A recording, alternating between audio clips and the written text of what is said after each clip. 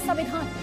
जी, गुजरात के deputy CM Nitin Patel ने संविधान, बहुसंख्यक, अल्पसंख्यक, धर्मनिरपेक्षता को लेकर कुछ ऐसा बयान दिया है। नितिन पटेल ने कहा कि संविधान, धर्मनिरपेक्षता और कानून की बात करने वाले ऐसा तब तक ही कर पाएंगे जब तक इस देश में यानी भारत में हिंदू बहुसंख्यक है।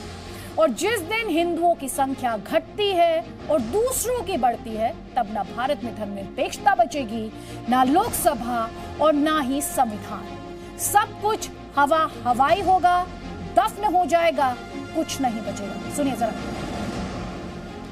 हिंदुओं की संख्या घटी, बीजा लोको વધ્યા, એ ધારે કોઈ કોર્ટ કચેરી नहीं, कोई लोकसभा नहीं, कोई બંધારણ नहीं, कोई बिन सांप्रदायिकता नहीं, બધું હવામાં અને દફનાઈ દેશે। જ્યાં સુધી આ દેશમાં હિન્દુઓની બહુમતી છે, ત્યાં સુધી જ બંધારણ, ત્યાં સુધી જ કાયદો, ત્યાં સુધી જ बिन सांप्रदायिकता आ बातों करनारा करसे। और इस सवाल को लेकर बहुत सारे पॉलिटिकल रिएक्शंस लगातार मिल रहे हैं और बड़ा सवाल यही है कि धर्मनिरपेक्षता का कवच बहुसंख्यक हिंदू हैं। देश में अब क्या बहुसंख्यक वर्सेस अल्पसंख्यक होगा? हिंदुत्व की विचारधारा में क्या सर्वधर्म संभाव, ये तो एक स्थापित सत्य है, इसको बार बार क्यों इसके बारे में बात की जा रही है? और गुजरात में चुनाव हिंदू बहुमत का सवाल है क्या? कट्टरता से लड़ाई बहुसंख्यक हिंदुओं पर आ गई है क्या?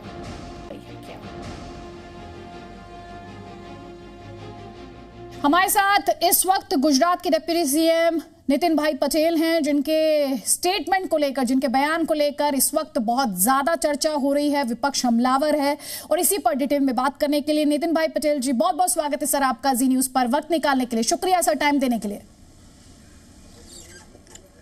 धन्यवाद धन्यवाद धन्यवाद। नितिन भाई, आपने जो ये स्टेटमेंट दिया जिसमें आपने कहा कि हिंदू जब तक बहुसंख्यक है तब तक संविधान का शासन है, तब तक धर्मनिरपेक्षता है, हिंदू अगर अल्पसंख्यक हो जाएगा तो ना संविधान का शासन रहेगा, ना कोर्ट कचहरी रहेगी, ना लोकसभा रहेगी, ना धर्मनिरपेक्षता रहेगी, सब कुछ हवा हो जाएगा। आपके इस बयान के पीछे सोच क्या है? देखिए, इसके पीछे मेरी जो अभी तक की जानकारी है, मेरा जो अभ्यास है, जो इतिहास है और अभी जो वर्तमान है, उसको देखते हुए, ध्यान में रखते हुए मैंने ये निवेदन किया है।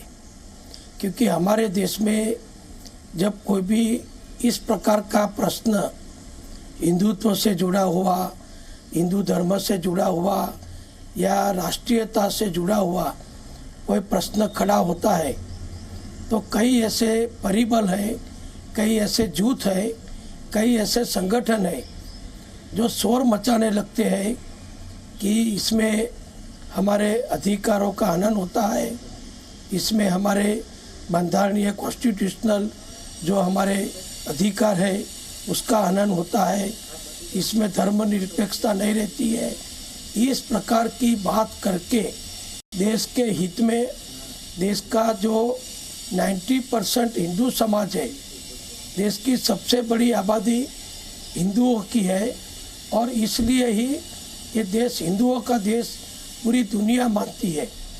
ऐसे देश में जो भी निर्णय अच्छे होते हैं, सबके हित में होते हैं, सभी नागरिकों के हित में होते हैं, ऐसे निर्णयों में भी कई संगठन, कई कम्युनिस्ट लोग, कई जो अपने आप को धर्मनिरपेक्ष कहलाते हैं, इस प्रकार के संगठन के लोग बहुत हल्ला मचा देते हैं कि इसमें इस चीज़ों को नुकसान हो रहा है।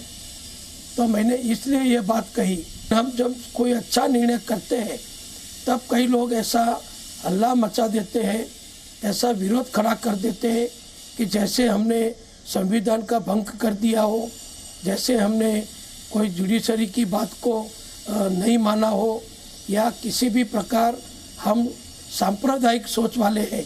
इस प्रकार से वो बहुत बड़ा तूफान मचा देते हैं और हमारे अच्छे निर्णय को, देशभक्ति वाले, देश हित वाले करोड़ों लोगों को उपयोगी जो हम निर्णय करते हैं, देश की सुरक्षा का विषय हो, देश की धार्मिकता का विषय हो, या पूरी दुनिया में भारत की जो छवि है उसको बिगाड़ने का काम ये लोग अल्लाह मचा के करते हैं। कि अभी दुनिया का जो माहौल है आप देख सकते हो, अफगानिस्तान में तो अभी अभी जो चल रहा है, और पाकिस्तान हो, ईरान हो, इराक हो, सऊदी अरेबिया हो, मिडल ईस्ट हो, या सीरिया हो, या लीबिया हो, या कोई भी कंट्री हो, जहाँ पर ऐसे परिबल हावी हो जाते हैं जो धर्म के हिसाब से चलते हैं, जो लोगों के भले के लिए नहीं लेकिन अपने धर्म के हिसाब से सोचते हैं, जहाँ कोई कॉन्स्टिट्यूशन नहीं है, कोई जुडिशरी नहीं है, सिर्फ अपने आप का विचार वो लोगों पर ठोकते हैं। महिलाओं को कोई अधिकार नहीं है। मैंने आपका बयान सुना सर, 2-3 बातें हैं। पहली बात आपने कहा कि दुनिया में भारत की जो छवि है वो एक हिंदुओं के देश की छवि है। सर, यही तो आपके पॉलिटिकल जो ओपोनेंट्स हैं ये कहते हैं कि आप हिंदू राष्ट्र बनाना चाहते हैं, क्योंकि इस देश का कॉन्स्टिट्यूशन तो सेक्युलर कंट्री की बात करता है। कोई बात नहीं है, ये नहीं, ये सत्य है, ये हकीकत है, ये स्वीकार पूरी दुनिया करती है कि भारत में ज्यादा हिंदुओं का बना हुआ देश है। जैसे अमेरिका है, पूरी दुनिया की लोग वहाँ बसते हैं, लेकिन हम ये स्वीकार करते हैं कि अमेरिका हो, इंग्लैंड हो, या यूरोप के देश हो, वो क्रिश्चियन देश है, क्योंकि वहाँ की ज़्यादा आबादी क्रिश्चियन धर्म का पालन करने वाली है, क्रिश्चियन लोग हैं।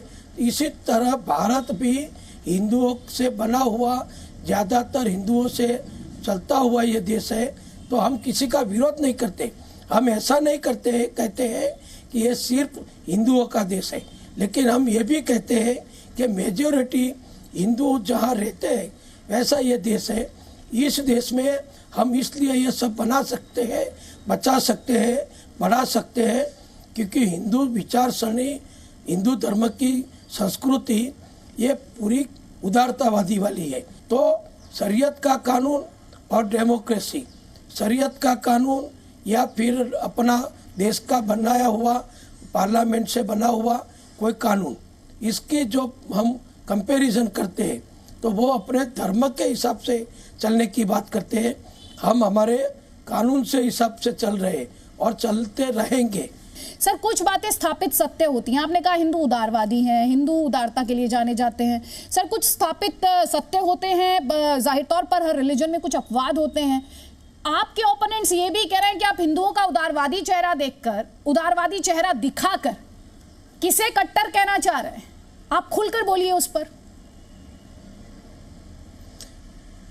नहीं, हमको बोलने की जरूरत नहीं है।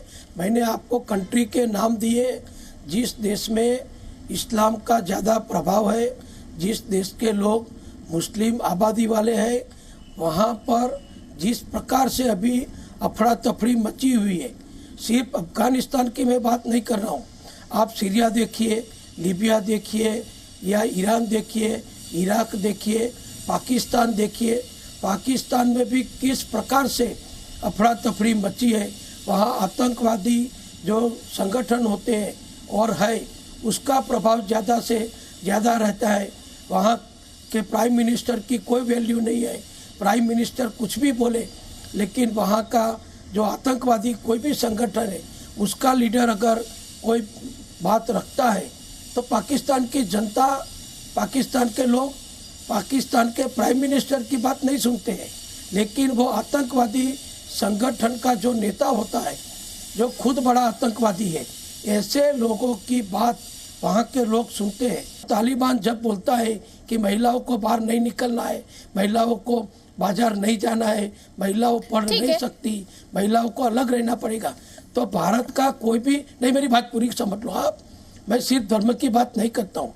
तो भारत की कम्युनिस्ट पार्टी का कोई भी नेता आज तक ऐसा नहीं बोला है कि चाइना को ऐसा नहीं करना चाहिए। आपने ये बात भी कही कि जो मुसलमान है वो देशभक्त है, क्रिश्चियन देशभक्त है। दूसरी तरफ आपने ये भी कहा कि हिंदू जो है अगर वो अल्पसंख्यक हो गया तो सब कुछ हवा हो जाएगा। सर, आप जब ये मानते ही हैं कि चाहे हिंदू हो चाहे मुसलमान हो देशभक्त है, तो फिर इस तरह की स्टेटमेंट की जरूरत क्या थी? सर, मैं ये समझना चाह रही हूँ।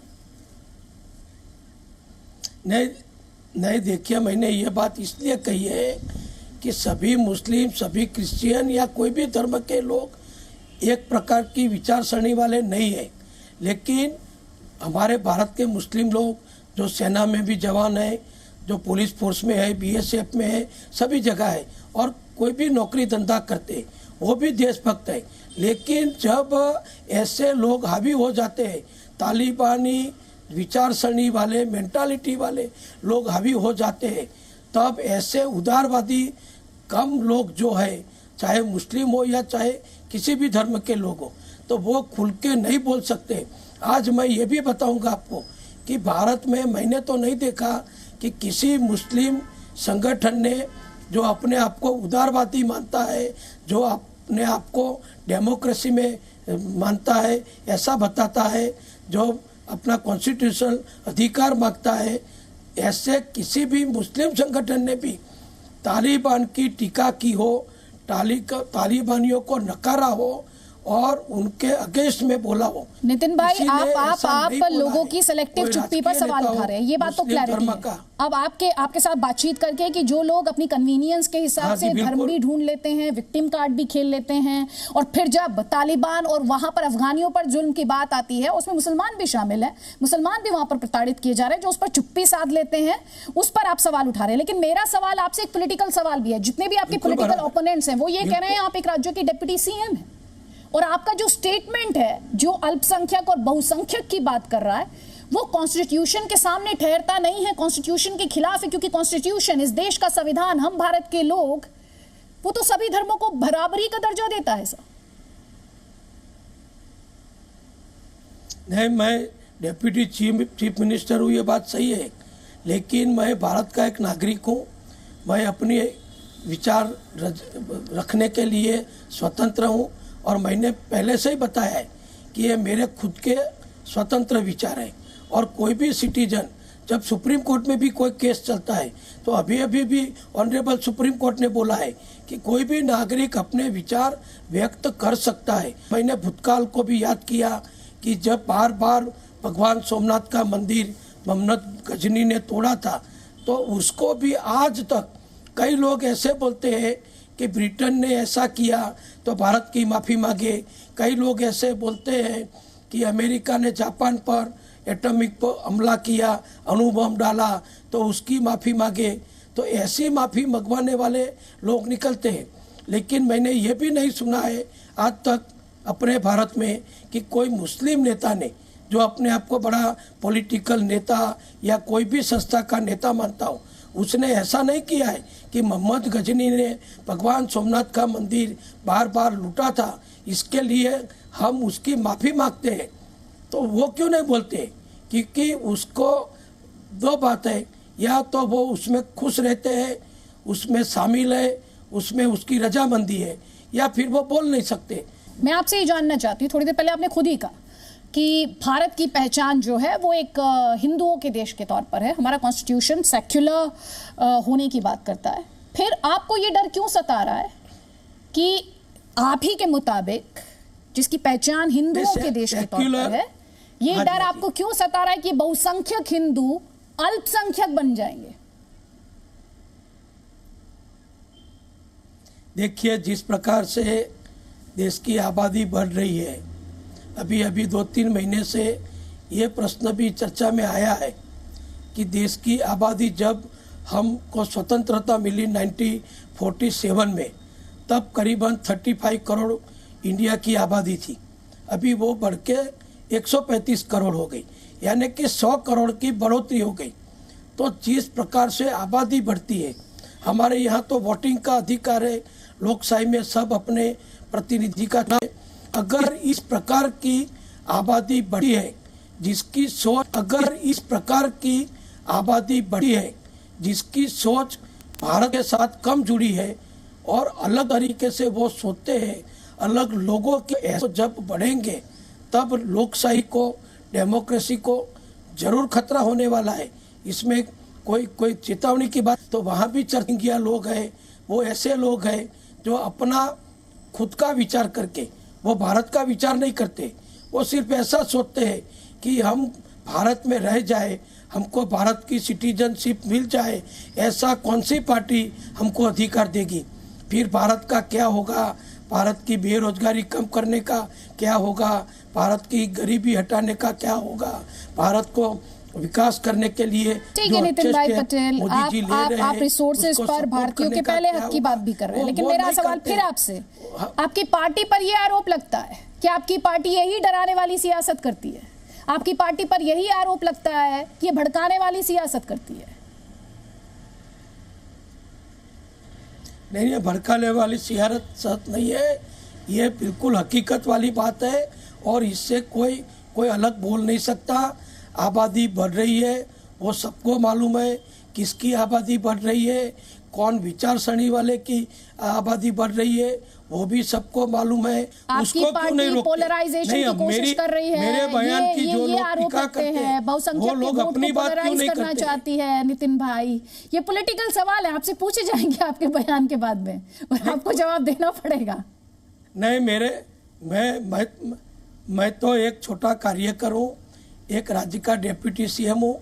मेरे बयान से इतने बड़े 135 करोड़ वाले देश में कोई बड़ा तहलका मचने वाला नहीं है। नितिन भाई, आप जो कंसर्न्स जाहिर कर रहे हैं वो कंसर्न्स पूरी दुनिया में जाहिर किए जा रहे हैं, उससे कोई इनकार नहीं कर रहा, लेकिन हम इस वक्त भारत की बात कर रहे हैं और आप एक राज्य के डिप्टी सीएम हैं। कई आपके विरोधी ये कह रहे हैं आप चुनाव की तैयारी कर रहे हैं, आप पोलराइजेशन की कोशिश कर रहे हैं, आप हिंदुओं को बहुसंख्यक बताकर उनकी उदारवादी चेहरा दिखाकर वोट बटोरना चाहते हैं और आप खुलकर किसका कट्टर चेहरा दिखाना चाहते हैं उस पर आप बोल नहीं रहे। नहीं, देखिए, मुझे आप भी बताइए कि हिंदू उदारवादी है ये दिखाने की जरूरत है? ऐसा कभी नहीं हो सकता। पूरी दुनिया में जब कोई भी संकट आया तो पूरी दुनिया में रहने वाले हिंदू या पूरी दुनिया में रहने वाले भारतीय सबकी मदद करते हैं।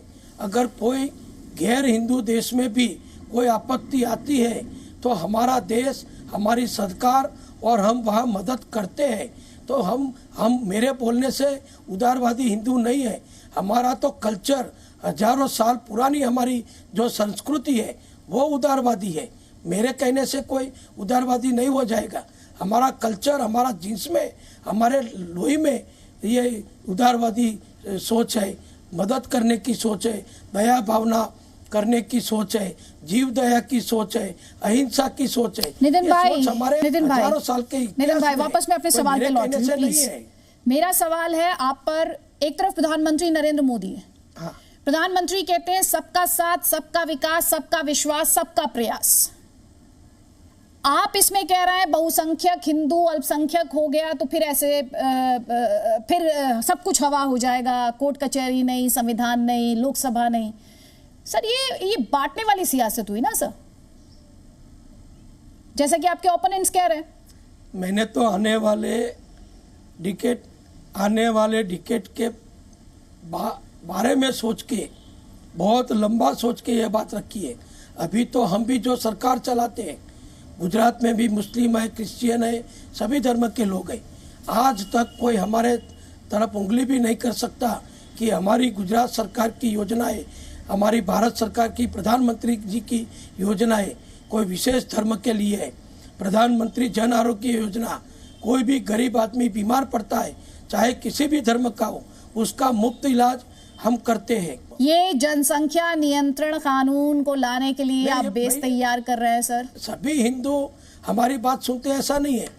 अलग अलग जो कांग्रेस वगैरह, समाजवादी पार्टी, आप पार्टी, इसमें भी सब लीडर कांग्रेस हिंदू लोग हैं, तो उनकी भी जिम्मेदारी है, हमारी सिर्फ मेरी जिम्मेदारी ऐसा नहीं है। नितिन भाई पटेल, गुजरात के डिप्टी सीएम, बहुत बहुत शुक्रिया सर जी न्यूज़ के लिए वक्त निकालने के लिए, और आपका जो इस वक्त चर्चित बयान है जिसमें कई तरह के पॉलिटिकल सवाल उठ रहे हैं, उन सवालों के जवाब देने के लिए बहुत बहुत शुक्रिया सर। और हमारे साथ अब मेहमानों का एक बड़ा पैनल भी है बीजेपी का पक्ष रखने के लिए। सुधांशु त्रिवेदी हमारे साथ, आरएसएस के supporter professor Avanijesh Awasthi, Islamic scholar Atiqur Rahman, Gajendra Singh Sakhla Congress party से, और समाजवादी पार्टी का पक्ष रखने के लिए अनुराग भदौरिया। जल्दी जल्दी एक एक कॉमेंट में सारे गेस्ट का लूंगी। अतीकुर रहमान, सबसे पहले आपका रिएक्शन। हिंदू अल्पसंख्यक बन गए तो ना संविधान बचेगा, ना कोर्ट कचहरी, ना लोकसभा। जी, देखिए, जहां तक के पॉपुलेशन का सवाल है, मेरी स्टडी ये बता रही है, और अभी नहीं, ये 10-15 साल से जो डेटा आया है उसके अनुसार 365 साल में भी मुसलमान हिंदुओं को कभी भी ओवरटेक नहीं कर पाएंगे, जहां तक कि जनसंख्या का सवाल है। जहां तक कि नितिन पटेल जी ने जो कुछ भी अपने विचार व्यक्त किए हैं, ये विचार भी हमारे लिए कोई नए नहीं है। ये आरएसएस की सोच, आरएसएस की पूरी छवि, आरएसएस की पहचान, इसका भारत में जो कुछ भी बुनियाद है वो इन्हीं आइडियाज से बड़ी थी। ये आइडियाज ही डाली गई, तब जाके हिंदू महासभा से एक विंग निकल के आया जो कि आरएसएस बना। अदरवाइज हिंदू महासभा भी इलेक्शन में विश्वास करता था, लेकिन आरएसएस ने इन्हीं वजहों से इलेक्शन में कभी विश्वास नहीं किया। अतीकुर रहमान जी, जितना प्यार आपको आरएसएस से है, जितना लगाव आपको आरएसएस से है, उसी इंटरव्यू में एक सवाल था, उन्होंने कहा तालिबान को लेकर सवाल नहीं पूछते, ये तालिबानी सोच को लेकर सवाल नहीं पूछते, ये उस पर अपनी कन्वीनियंस के हिसाब से चुप्पी साध लेते हैं। महिलाओं के साथ वहां पर क्या हो रहा है, किस तरह से वहां पर प्रताड़ित किया जा रहा है लोगों को, उस पर भी उन्होंने सवाल उठाया था, लेकिन आपने उस पर जवाब नहीं दिया। सुधांशु त्रिवेदी, आप काउंटर करना चाह रहे थे। Sudhanshu ji, nice to see you after a long time sir. जी धन्यवाद। जी सर, आपका पॉइंट। देखिए, जो विषय यहां पर आया और अतीकुर रहमान जी ने कहा कि कई सौ सालों से नहीं होगा, तो मैं केवल संक्षेप में 4-5 बिंदु गिना देता हूं। यह काबुल आजकल बहुत ज्यादा चर्चा में है। सिर्फ 200 साल पहले महाराजा रणजीत सिंह जी के समय हिंदू और सिख वहां मेजॉरिटी में थे, और सिर्फ 50 साल पहले काबुल में 1/3 हिंदू और सिख थे। सबसे ज्यादा पढ़ी लिखी कम्युनिटी थी, सबसे ज्यादा बिजनेस कंट्रोल करती थी। आज क्या हालत हो गए। 1947 में लाहौर और कराची दोनों हिंदू और सिख बाहुल्य थे। पंजाबी हिंदू, सिंधी हिंदू के हाथ में सारा का सारा बिजनेस, व्यापार, और सबसे ज्यादा पढ़े लिखे थे। चंद महीनों में खत्म। अब आइए 1990, कश्मीर घाटी, श्रीनगर में सबसे ज्यादा पढ़ी लिखी कम्युनिटी, सबसे ज्यादा डेवलपमेंट जिसे हम कहते हैं, ओरिएंटेड कम्युनिटी, कश्मीरी पंडित थे। चंद महीनों में खत्म। अब और आप आ जाइए तमिलनाडु के पेरम्बडूर जिले के कोलतार गांव के बारे में कोई नहीं बोला, चूंकि वहां 70% मुस्लिम हो गए थे, तो उन्होंने यह कह दिया प्रस्ताव पारित करके कि मंदिर में घंटे न बजाए जाएं, इससे हमारी धार्मिक भावना आहत होती है, जुलूस न निकाला जाए, और सेक्युलरिज्म के सारे सूरमा चुप रहे।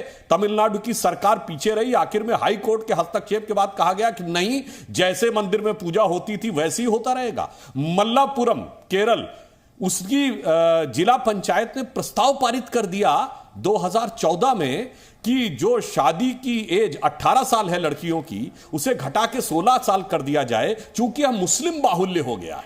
और कांग्रेस की सरकार थी, इन्होंने मार्च 2014 में केरल की सरकार ने रेटिफाई कर दिया कि हां, मल्लापुरम जिले को मान लिया जाए। गजब है साहब। जो दिख रहा है उसका तो जवाब दीजिए, और बाकी छोड़ दीजिए। हिंदू मुस्लिम छोड़िए।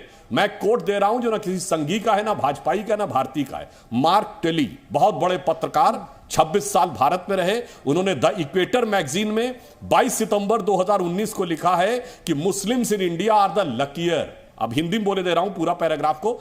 उन्होंने कहा कि भारत में रहने वाले मुसलमान सबसे भाग्यशाली हैं, चूंकि वो अपने मजहब में जैसे चाहे वैसे इबादत कर सकते हैं। उन्होंने कहा, मैं 26 साल दिल्ली के निजामुद्दीन एरिया में रहा। वहां एक तरफ हजरत निजामुद्दीन औलिया की दरगाह और उसके सामने तबलीगी जमात का ऑफिस था। उन्होंने कहा, कोई मुस्लिम देश होता तो ये दोनों एक साथ 26 साल नहीं रह सकते थे। ये सिर्फ भारत में रह रहे हैं।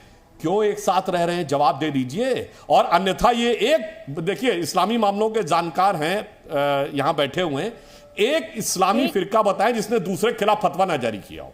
शिया हो, सुन्नी हो, बरेलवी हो, देवबंदी हो, अहले हदीस हो, कोई बता दे जिसने दूसरे के खिलाफ फतवा न जारी किया हो, यहां मुझे बता दे। ठीक सर, तो अब हमारा छोड़ दें, अपनी एकता भी उनकी हिंदुओं के बाहुल्य की वजह से। अतीकुर रहमान, जल्दी सारे पैनलिस्ट। जी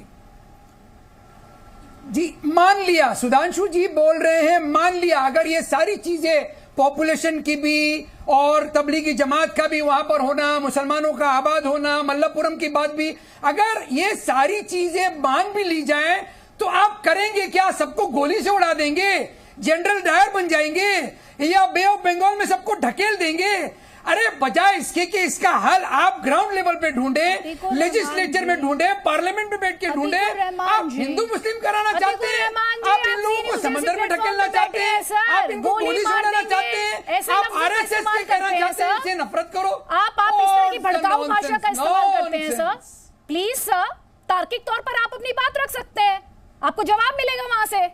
क्या भड़काव किया मैंने, बताइए। गोली मार देंगे कम से नहीं, कम। आपने क्या ये तो माना करेंगे कि अगर ये गलतियां हुई हकीकत हैं। भी है? कम से कम आज आपने ये अगर तो माना मान कि लीजिए गलतियां हुई हैं। कल सारा आपने ये तो मुसलमान माना अगर गलतियां हुई हैं, ठीक है, हिंदू अनुराग भदौरिया, पॉपुलेशन को अनुराग ओवरटेक करने भदौरिया, वाला है, नरेंद्र साखला, तो आप उसके बाद- करेंगे क्या? What is your solution? Please एक कमेंट सबका। अनुराग भदौरिया प्लीज सर, सबको मौका मिलना चाहिए। अतीकुर रहमान जी, मुझे पता है, ठीक है। देखिए अभी भारतीय जनता पार्टी के प्रवक्ता 1990 में चले गए, 1980 में चले गए, लेकिन 2014 से 21 का दौर भूल जाते हैं। जो सपना दिखा के आए थे, महिलाओं की इतनी सम्मान की बात करते थे, तो मैं तो आपको चैलेंज करता हूं प्रवक्ता महोदय जी, जरा बोल दीजिए, गोरखपुर में 10वीं में पढ़ने वाली बच्ची अपने वीडियो बना रही थी, उसके फादर को गुंडे पीट रहे थे तो उसको गोली मार दी गई। क्या आपकी आवाज निकली? आपने ट्वीट किया या 2 शब्द आपने बोले? आपने महोबा में बेटी जिसको जिंदा जला दिया उसके बारे में आपने 2 शब्द बोले?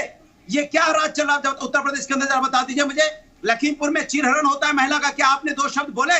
यहाँ पे उन्नाव की बेटी के साथ अन्याय हुआ, आपने 2 शब्द बोले? यहाँ पे हाथरस की बेटी के साथ अन्याय हुआ, आपने 2 शब्द बोले? आपके राज्य में महिलाओं पे अत्याचार उत्तर प्रदेश नंबर 1, अपराध में नंबर 1, बेरोजगारी में नंबर 1, और यहाँ किसान धरने पे बैठा है। 700 से ज्यादा किसानों की मौतें हो गई जो यहाँ अन्नदाता है, उसके बारे में आपके 2 बोल नहीं निकलते। कमाल की बात करते हैं आप, इतिहास गिनाते हैं, लेकिन आपके यहाँ पे किसान धरने पे बैठे, उसकी मौत हो रही, उनके परिवार क्या आप ये बताइए कितने परिवार वहाँ विधवा हो गई और कितने बच्चों के वहाँ उनके सर से उनके बाप का साया छिन गया? क्या आपको इसका दर्द नहीं है? आप एक शब्द नहीं बोलोगे, लेकिन आपको धर्म की राजनीति शुरू करती है। सेंसिटिव मुद्दे बता रहा हूँ मैं, आज की बहस का भी एक मुद्दा है। नहीं मेरे कोई किसी नहीं, मैंने सेंसिटिव मुद्दे गिना रहा हूँ, मैंने कोई कहीं बाहर की बात नहीं की। एक मुद्दा है, आज की बहस का भी एक मुद्दा है, और उस मुद्दे का मुझे आज का मुद्दा बोल रहा हूँ, मैं कोई पुराना मुद्दा नहीं बोल रहा हूँ, तो मुझे बोलने तो दीजिए। आज के मुद्दे पे बोलते हुए आप इतना कतरा क्यों रहे हैं? आज के मुद्दे पर बोलने में क्यों इतनी? अरे मैं बोल रहा हूँ ना, आप टोक रही हैं, मैं तो बोल रहा हूँ, मैं पूरी बात बोलूंगा ना। सुधांशु जी ने पूरी बात बोली तो मुझे ही बोलने दीजिए। सर बोल लीजिए, 30 सेकंड से बोल लीजिए सर, और मुद्दे पर बोलिए। अच्छा देखिए, उसके बाद आज ये क्या करने लग गए? आज ये करने लग गए हिंदू मुस्लिम। क्यों?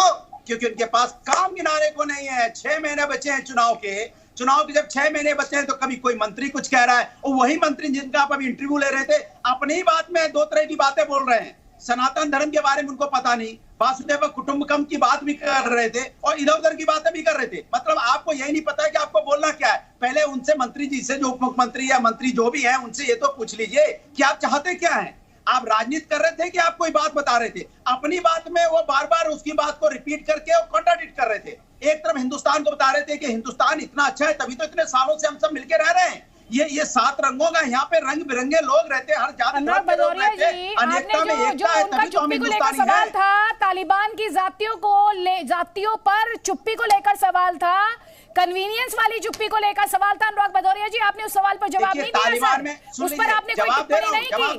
उस कन्वीनियंस पर जो अपनी सुविधा के हिसाब से, अपनी राजनीति के हिसाब से चुप्पी, अपनी राजनीति के हिसाब से हमलावर तेवर, उस पर जो सवाल था वो आपने नहीं किया। लेकिन आपने सवाल पूछा है सुधांशु त्रिवेदी, हिंदू मुस्लिम कर रहे हैं क्योंकि चुनाव हो रहे हैं। वो देश बर्बाद हो जाता है, आपको मालूम नहीं है शायद। आप हल्ला मत बचाइए, मैं आपका जवाब दे रहा हूँ। किसी भी देश के अंदर में, किसी भी देश के अंदर में अगर चरमपंथी कट्टरपंथी पैदा होंगे तो वो देश नहीं टिक पाएगा। सुन लीजिए आप हम उसकी निंदा करते हैं। आप सुन लीजिए, पुष्टिकरण की राजनीति करने वालों से मुझे देश कैसे बचेगा और कैसे नहीं बचेगा इस पर लेक्चर नहीं चाहिए सर। अपीजमेंट की सियासत करने वाले जब लेक्चर देने लगे कि देश को कैसे बचाना है, तो तब सोचने की जरूरत होती है, और उन्हें भी सोचने की जरूरत होती है जो खुद अपीजमेंट की सियासत करते हैं। ठीक है, मेरे को चिल्लाने की जरूरत नहीं, आपके पॉइंट का मैं जवाब दे रही हूँ। करने का हक मुझे भी है, जिस तरह से आपको सवाल पूछने का हक है। इस डिबेट की मॉडरेटर मैं हूं और निजी टीका टिप्पणी कीजिएगा नहीं, क्योंकि इसमें वक्त में जाया करूंगी नहीं। ऑडियोज डाउन, सुधांशु त्रिवेदी का जवाब प्लीज। देखिए, कोई भी दर्शकों में देख के अंदाजा लगा सकता है कि कौन चिल्ला रहा है और कौन यथार्थ बात कर रहा है। अब मैं सिर्फ बताना चाहता हूं, ये अनुराग भदौरिया जी को शायद सुनाई नहीं पड़ा, आंख बंद थी या कान के पर्दे बंद थे। मैंने पेरम्बलूर जिले की जो कोलतार की घटना बताई 2021 की है जनाब, कौन कह रहा है इतिहास में? 2019 का मैंने मार्क्योली का वो बयान कोट किया, 2014 का मल्लापुरम की प्रस्ताव को कोट किया है और उसके केरल के ऑर्डर को कोट किया है। हाँ, हमने ये नहीं बोला जनाब, आप बलात्कार को लेकर जो बात देखिए आपने अपने टर्न पे बोली है। भदौरिया जी, मैंने आपकी बात शांति से सुनी, मैंने कोई हस्तक्षेप नहीं किया, आपने अपने टर्न पे बोली है। क्या तरीका है भाई ये बदतमीजी करने का? अगर आप एक साथ चिल्लाएंगे किसी की बात में क्लैरिटी तो आएगी नहीं सर, ये मोनोलॉग का तो प्लेटफॉर्म है नहीं सर। दो शब्द नहीं बोल रहे, मैं बार-बार बोल रहा हूं, गोरखपुर की जवाब दे रहे हैं आपको, गोली मार सवाल उठाया, जवाब तो ले लीजिए। को तैयार नहीं है, मैं कह रहा हूं मोहम्मद में बेटी को जिंदा जला देंगे। सुधांशु द्विवेदी की आवाज, एक ही बात को बार-बार रिपीट करने की जरूरत नहीं है, वक्त जाया कर रहे हैं हम यहाँ पर। सुधांशु जी प्लीज सर, 40 सेकंड देखिए, आप कह रहे हैं ये शब्द नहीं बोला, वो शब्द नहीं बोला। जनाब, हमने वो शब्द नहीं बोला जो आपके नेता ने बोला था कि जब बलात्कार से पीड़ित होकर जिन बच्चियों ने आत्महत्या कर ली, उसके बाद कहते हैं लड़कों से गलती हो जाती है। आपके आजम खान ने बोला बुलंदशहर के रेप के ऊपर कि रेप तो हुआ ही नहीं, ये तो पॉलिटिकल था। और जब हाई कोर्ट से कहा गया कि बयान वापस लो, तब जाके मजबूरी में वापस इन्होंने बयान लिया और कहते हिंदू मुस्लिम की बात। उन 2017 के पिछले विधानसभा चुनाव में कासगंज के समाजवादी पार्टी के उम्मीदवार ने यह बोला एलानिया, उसने कहा अगर हमारी सरकार आ गई तो किसी पुलिस वाले की हैसियत नहीं होगी कि किसी मुस्लिम की तरफ उंगली उठा सके। और आपने कोई कार्रवाई नहीं की। हम लोग चुनाव आयोग में गए, चुनाव आयोग ने कार्रवाई की। और अगर आपको काम पे भरोसा था तो मुलायम सिंह यादव ने 2017 में लखनऊ में कैंटोनमेंट विधानसभा में प्रचार करते हुए क्यों बोला कि मैं मुसलमानों के लिए इससे ज्यादा क्या कर सकता था, कि मैंने 16 हिंदू मरवा दिए थे, 40 भी मर जाते तो गम नहीं था। अब बताइए कौन पोलराइजेशन कर रहा है, कौन वो बोल रहा है। और इनकी सरकार थी, अपने काम के दम पे लड़ने का दावा कर रहे थे। और आज आपने देखा कि यथार्थ की किसी बात का सामना न करके, अनर्गल प्रलाप करके, बेवजह के आरोप लगाकर भाग खड़े हुए। अरे भाई जवाब दीजिए ना, मुलायम सिंह ने जो जो बोला था, मैंने जो जो बोला एक एक फैक्ट बोला है, एक भी चीज ऐसी नहीं है। देखिए अफसोस इस बात का है कि बीजेपी के प्रवक्ता, अगर मैंने बच्ची की बात कर दी, गोली मार दी गई, तो अनर्गल बोल रहे हैं। शर्म करो, थोड़ी शर्म करो। आप अगर शर्म बच्ची होती तो आप अनर्गल नहीं बोलते उस बच्ची के बारे में कि बच्ची गोली मार दी गई, मैंने पूछ लिया तो आप अनर्गल बोल रहे हो। मैंने महोबा की बच्ची को जिंदा जला दिया, आप अनर्गल बोल रहे हो। अब मैंने बोल दिया कि यहाँ पे लखीमपुर की बच्ची का चीरन हुआ, तो आप अनर्गल बोल रहे हो। ये अनर्गल है, कमाल की बात करते हैं आप भी। ईमान बेच खाया है क्या बच्ची को? ये हिंदुस्तान उत्तर प्रदेश है, ये सब देख रहा है आपके कारनामे कि आप बच्ची के बारे में बोलने से बच रहे हो, बच्चियों के बारे सम्मान के बचाने से बच रहे हो। तो आपको उत्तर प्रदेश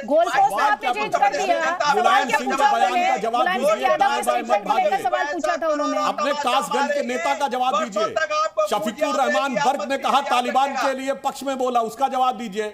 ऐसे आज चिल्ला कर नहीं सोच सकते। वही आए बाएं कर रहे हैं। समाजवादी पार्टी सरकार में लॉ एंड ऑर्डर की प्रॉब्लम, समाजवादी पार्टी डिबेट में लॉ एंड ऑर्डर की प्रॉब्लम। तालिबान में जो हो रहा है गलत है, गलत है, गलत है। क्योंकि आप तालिबान के साथ दोहा में मीटिंग करने गए थे।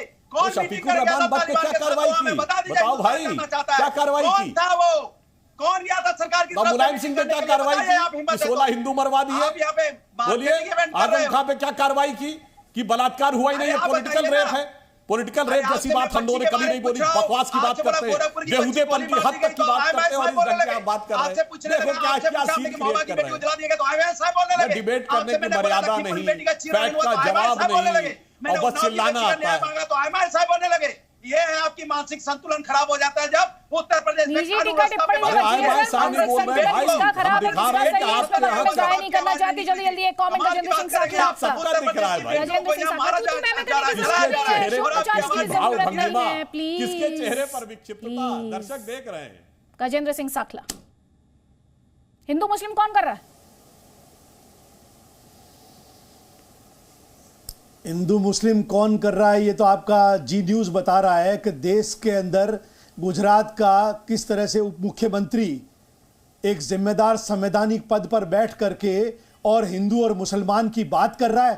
सबसे पहले तो देश के राष्ट्रपति को एक्शन लेकर के तुरंत उसको पद से बर्खास्त करना चाहिए। ऐसा व्यक्ति जो एक संवैधानिक पद पर बैठ करके देश के अंदर धर्म के नाम पर बंटवारे की बात करता है, ऐसे व्यक्ति से तुरंत पद वापस लेना चाहिए। इन लोगों ने देश की आजादी के अंदर लेश मात्र जिनका योगदान नहीं है। सर एक सेकेंड, वो राष्ट्रपति जी ने जिसने आतंक का कलर बता दिया था, अरे उप मुख्यमंत्री के पद पर बैठा हुआ आदमी हिंदू और मुसलमान की बात करता है देश के अंदर। देश के किसान सरहद पर बैठे हैं, बेरोजगार आज इनकी जी को रो रहे हैं, महंगाई चरम सीमा पर है, महिलाओं पर अत्याचार बढ़ रहा है और इनको हिंदू और मुसलमान नजर आता बता दिया था, उनके खिलाफ राष्ट्रपति जी ने एक्शन लिया था सर? किसका रंग बता दिया था आतंक का? जिन्होंने गलत बात बैठ करके एक्शन लेना बहुत जरूरी है देश के अंदर। देश बहुत गलत दिशा के अंदर जा रहा है, देश को धार्मिक उन्माद फैलाने की कोशिश कर रहे हैं। उनके खिलाफ एक्शन हुआ जिन्होंने, अरे ये उन वंशजों से आते हैं जिसने देश के राष्ट्रपिता को गोली मार दी। देश के राष्ट्रपिता को गोली मारने वाले, गोडसे की पूजा करने वाले लोग आज आकर के देश के अंदर हिंदू और मुसलमान के बंटवारे की बात करते हैं। तालिबान के खिलाफ भी 2 लाइनें बोले थे। आपने जो सवाल उठाया उसका जवाब तो मैं लूंगी, नीचे स्तर पर ले जाना चाहते हैं और धर्म के नाम पर सवाल उठा रहे थे। जिस सिलेक्टिव चुप्पी को लेकर नितिन भाई पटेल ने सवाल उठाया, उस पर आपने भी चुप्पी साध ली सर। देख लो, आपने भी चुप्पी साध ली और देख रहे हैं सब देख रहे हैं, धार्मिक उन्माद की तरफ सब देख रहे हैं, सुन रहे। सुधांशु त्रिवेदी काउंटर करना चाह रहे हैं, जवाब क्या देख रहे हैं? सब आपने सवाल उठाया तो जवाब दीजिए। उसके बाद आपने जय श्री प्लीज सुधांशु त्रिवेदी। भारतीय जनता पार्टी का गंदा चाल, चरित्र और चेहरा। बस 2 फैक्ट, ज्यादा नहीं, बाकी अन्य लोगों को मौका दीजिएगा। मैं सिर्फ कह रहा हूं हमारे कांग्रेस के मित्र जो बोल गए, किसानों का प्रोग्राम नहीं, कोई अपने अपने टर्न में बोलिए, बोल लिए ना आपने, आप बोल लीजिए। अच्छा, उसके बाद धर्म के नाम पर लोगों को लड़ाओ, गोडसे की पूजा करो, महात्मा गांधी की हत्या करो और देश के अंदर वाहवाही लूटो। जनता समझ चुकी है और जनता आपके कारनामों का बहुत जल्दी जवाब देगी। देश आज बहुत गलत दिशा के अंदर 2014 से लगातार यही हो रहा है। हर जगह हिंदू और मुसलमान कर रहा है। अरे मुसलमानों ने देश की आजादी के लिए हिंदुओं के बराबर खून बहाया है और आप लोगों ने अंग्रेजों की मुखबिरी करके देश के आजादी के आंदोलन में अंग्रेजों का साथ दिया है। वो लोग बैठ करके देश की बहबूदी की बात करते हैं। अगर तुम लोगों में थोड़ा भी ज़मीर बाकी है, तुम लोग और इस तरह से भाषा का देश के अंदर हिंदू और मुसलमानों के लिए लोगों का समय नहीं है। सुधांशु त्रिवेदी, सुधांशु त्रिवेदी रोजगार चाहिए, किसानों को वापस चाहिए। हाँ, उसके बाद अवस्थी को बताइएगा। मैं सिर्फ 2 फैक्ट। जी Sudhanshu Trivedi, counter sir counter. अच्छा, अब मैं बस फैक्ट बता रहा हूं। ये गोडसे की पूजा करने वाले कार्यकर्ता साहू जी को दुशाला पहनाकर कांग्रेस पार्टी में किसने शामिल किया था? मध्य प्रदेश कांग्रेस ने। और आपने कहा कि यदि गुजरात के उप मुख्यमंत्री पर राष्ट्रपति को कार्रवाई करनी चाहिए तो वो प्रधानमंत्री जिसने कहा था मुस्लिमों का पहला हक है देश के संसाधनों पर, उस पर क्या कार्रवाई करनी चाहिए? डॉक्टर मनमोहन सिंह, 2008 विज्ञान भवन दिल्ली, जिन्होंने कहा मुस्लिमों का पहला हक है। और आप हिंदू मुसलमान की बात करते, 2014 की आपकी पार्टी की हार पर AK एंटोनी ने अपनी कमेटी की रिपोर्ट में लिखा कि कांग्रेस की हार का कारण यह था कि हम मुसलमानों की पार्टी नजर आए।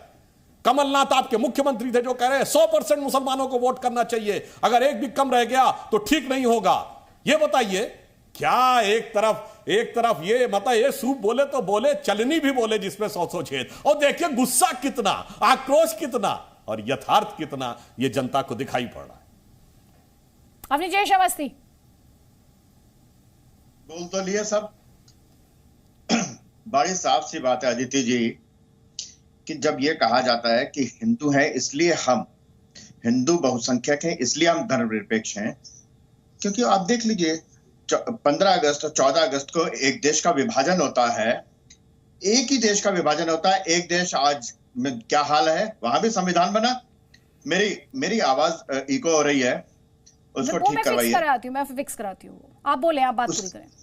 एक ही जगह एक ही साथ हुए, वहां पर वहां पे देश के संविधान का क्या हाल हुआ, हमारे देश का संविधान क्या है, ज्यों का त्यों संविधान। बीच में 19 महीने के लिए लोकतंत्र गायब हुआ और देश की जनता ने लोकतंत्र का हरण करने वाले को वो लात मारी कि रायबरेली और अमेठी भी हार गए, वो जहां से वो जीतते थे हमेशा, जिनको पारिवारिक सीट कहते थे। तो महत्वपूर्ण बात यह है अदिति जी कि बांग्लादेश देख लीजिए, पाकिस्तान देख लीजिए, अफगानिस्तान देख लीजिए, ये सब भारत का हिस्सा थे। इनका आज क्या हाल है? सिर्फ भारत में चूंकि बहुसंख्यक हिंदू हैं इसलिए वो संविधान जिसने धर्मनिरपेक्षता की बात की वो आज तक धर्मनिरपेक्षता की गारंटी देता है। एक बात साखला जी, जरा आपको मैं याद दिला दूं, आप बहुत गला फुला के बात कर रहे थे। वो जो आपके कमलनाथ जी हैं जिसको आपने चीफ मिनिस्टर बनाया और सरकार गिर गई, उन्होंने कहा मुझे 90% नहीं 100% मुसलमानों के वोट चाहिए और सीना ठोके का हाँ ये मेरी वीडियो है। वो क्या कर रहे थे? वो हिंदू मुसलमान कर रहे थे, कुछ और कर रहे थे। साखला जी आपके अध्यक्ष थे आपके मध्य प्रदेश कांग्रेस के। और सुनाओ आपके सिद्धू साहब वहां जाके किशनगंज में क्या जाके कहते हैं आप तो यहाँ 65% हो। ऐसी लात मारो नरेंद्र मोदी को प्रधानमंत्री के लिए कहा कि बाउंड्री पार जा करके नहीं चाहिए मुसलमानों के वोट, हमें चाहिए। मैं कह रहा हूं ये बात कि हमें क्यों नहीं चाहिए, 100% चाहिए।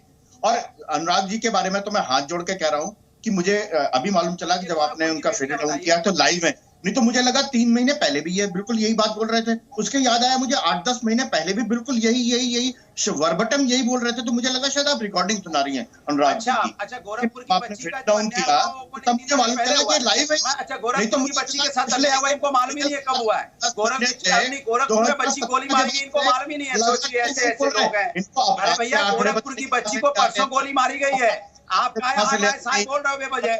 गोरखपुर की बच्ची उत्तर प्रदेश की बेटी है। अवनीश अवस्थी को उनकी बात पूरी कर लेने दीजिए। अनुराग भदौरिया, आप अपने टाइम पर पूरा बोले, उनकी भी बात पूरी हो जाने दीजिए। 20 seconds please. Avnish Awasthi, argument आप अपना कंक्लूड कर दीजिए प्लीज सर। 30 सेकंड्स आपके बीच में निकला था। हाँ जी, बात पूरी कीजिए सर। बिल्कुल स्पष्ट बात है कि हमें बेटी को जिंदा जलाया गया और आप कह रहे हो कि ये 3 महीने पहले की है, तो इसके मतलब आप पढ़ लिख के नहीं आते।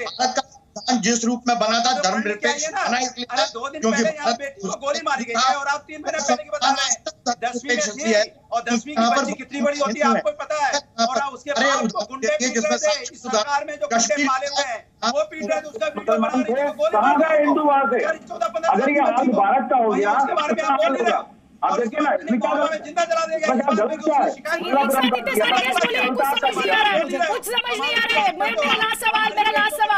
मेरा लास्ट सवाल सुधांशु त्रिवेदी आपसे। सुधांशु त्रिवेदी, आपकी पार्टी के बारे में जब से ये स्टेटमेंट आया नितिन भाई पटेल का, एक बात जो बार बार की जा रही है, इस देश का कॉन्स्टिट्यूशन, दूसरा आपकी पार्टी भड़काने वाली, विभाजनकारी पॉलिटिक्स करती है, पोलराइजेशन की पॉलिटिक्स करती है। सर, आपका जवाब। हम अभी एक ही चीज में जवाब देते हैं। मेरे जो तीनों सम्मानित पैनलिस्ट बैठे हैं जो हम लोगों के अगेंस्ट में हैं, मैं उनसे एक ही सवाल पूछता हूं, भारत के उस मुस्लिम अधिकारी का नाम बताइए जिसने पाकिस्तान के विरुद्ध एक जीत के लिए कसम खाई थी कि महाराणा प्रताप की तरह जब तक मैं जीत नहीं लूंगा तब तक जमीन पे सोऊंगा। कौन था और किस लड़ाई के लिए उन्होंने शपथ खाई थी, जरा नाम बता दें। एक बयान देवे अपना बताइए नाम, और वो इंस्टेंस बताइए जिसके लिए उन्होंने शपथ खाई। बोलिए। पता लगता है कि देशभक्त मुस्लिमों के बारे में कितनी जानकारी है। भाग रहे हो? आज गोरखपुर की बच्ची को तो कल ही गोली मारी गई है, उसके बारे में बोलिए। उसके बारे में भाग रहे हो अभी याकूब मेनन, अफजल गुरु और बुरहान वानी पे बोलने वाले देश। और सुनिए, अनुराग भदौरिया वो उत्तर प्रदेश का था, शर्म आनी चाहिए कि आपको उसका नाम नहीं पता है। और अब मैं बताता हूँ वो कौन थे। बच्ची के बारे में फिर देखो चिल्ला रहे क्या। बच्ची के बारे में अन्याय हुआ बोलने में आपकी अदिति जी, सबको दिखाई पड़ रहा होगा, शर्म किसको करनी चाहिए।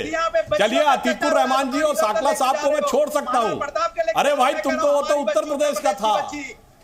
अरे भैया, जहां से मुलायम सिंह यादव सांसद रहे वहां का था, नाम नहीं पता। देखो बड़बड़ाए चले जा रहे हैं और आप उसके बारे में बोलना। अब मैं जवाब दे दूं ताकि दर्शकों की जिज्ञासा भी शांत हो जाए। आपको इतनी और आपको हंसी आ रही है, आपको दिख रहा है, सबको दिख रही है। आप प्लीज 20 सेकंड और दे सकती हो, उसके बाद मुझे इस डिस्कशन को क्लोज करना है सर, प्लीज। सुधांशु जी, आप इस बात का बयान दीजिए ना। अब बस एक ही लाइन में बोले दे रहा हूं। वो थे अरे भाई, मैं बता रहा हूं, वो थे भारत के पहले gallantry award winner brigadier Mohammad Usman, जिन्होंने झांकड़ की जब जमीन हम हार गए थे अक्टूबर 47 में, उन्होंने राणा प्रताप की तरह कसम खाई कि मैं जमीन पे सोऊंगा। और जब मार्च 48 में हम दोबारा जीते तब वो जाके पलंग के ऊपर सोए थे, और वो उत्तर प्रदेश के आजमगढ़ पे थे। और बेशर्मी की बेहयाई की हद देखिए कि अनुराग भदौरिया को उनका नाम नहीं पता और उसके बाद भड़बड़ाए चले जा रहे हैं। कभी गए ब्रिगेडियर मोहम्मद उस्मान के घर? आजमगढ़ में जाते आतंकवाद के आरोपियों के घर सज्जनपुर में जाकर। कभी गए अबीद अब्दुल हमीद के घर जिनकी शहादत की 50वीं वर्षगांठ हुई? कभी गए उस्ताद बिस्मिल्लाह खां के घर? कभी गए डॉक्टर एपीजे अब्दुल कलाम के नवाजे जनाजा में जाते याकूब मेनन के नवाजे? तो सबको दिख रहा है किसको किसके साथ, देशभक्त मुस्लिमों के साथ कभी नहीं खड़े, सिर्फ अपराधी और आतंकवादियों के साथ खड़े। 10 सेकंड। सुधांशु जी, धन्यवाद। सुधांशु जी के लिए है ये, सुधांशु जी के लिए 4 पॉइंट है। 1925 में आरएसएस के कन्वेंशन के अंदर नाथुराम गॉडसे था। चलिए, मेरे पास समय नहीं है। आप लोग इतना वक्त आपस की तू मैं जाया करते हैं, उससे दर्शकों के वक्त की भी बर्बादी होती है। आप सभी मेहमानों का बहुत बहुत शुक्रिया अनुराग भदौरिया, गजेंद्र सिंह साकला, अतीकुर रहमान, सुधांशु त्रिवेदी, अवनिजेश अवस्थी, बहुत बहुत शुक्रिया। लेकिन जाने से पहले हम सबसे पहले भारतीय हैं, सबसे पहले भारत में रहने वाले भारतीय हैं, हिंदुस्तान में रहने वाले हिंदुस्तानी हैं और उसके बाद धर्म आता है। ये बात अगर सियासत भी अच्छी तरह समझ ले तो शायद इस तरह के डिस्कशंस आपको देखने सुनने को ना। बहरहाल इस डिस्कशन में वक्त इतना ही है, जल्द लौटेंगे हम कुछ और खबरों के साथ। Presenting B News app available on Google Play and App Store. Download it now.